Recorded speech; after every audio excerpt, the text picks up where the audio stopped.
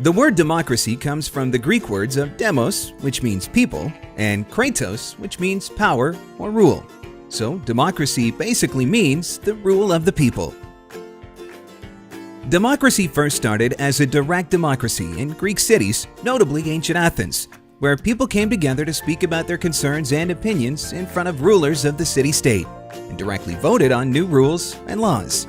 Here is considered as the birthplace of democracy. For the very first time, decisions were made by the people instead of rulers. But sadly, the ancient Greeks did not see all people equally. Slaves, women, children, and the people who did not have a land weren't allowed to vote. This is what we call a flawed democracy today. After the Greeks lost their power and influence in the 1st century AD, their early forms of democracy were also fading away until the Magna Carta was signed in 1215. Which prevented the King of England to do whatever he wanted and said that even the king had to follow the country's rules and laws which were written in the Constitution.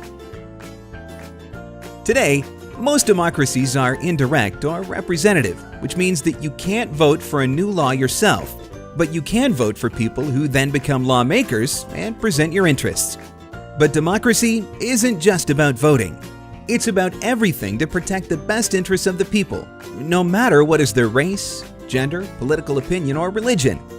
These interests can be human rights, quality of life, infrastructure, and many more.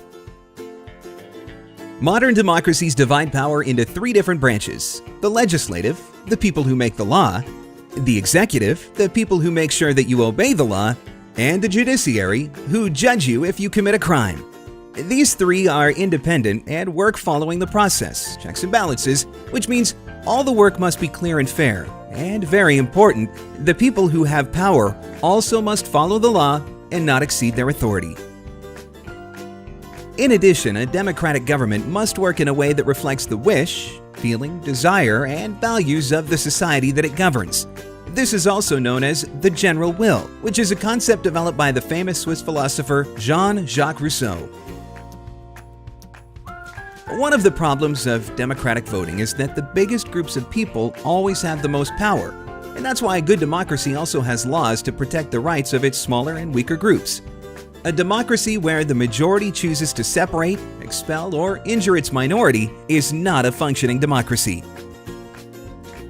So, what do you think now about democracy? Winston Churchill once said, "Democracy is the worst form of government except for all those other forms that have been tried from time to time." Do you agree?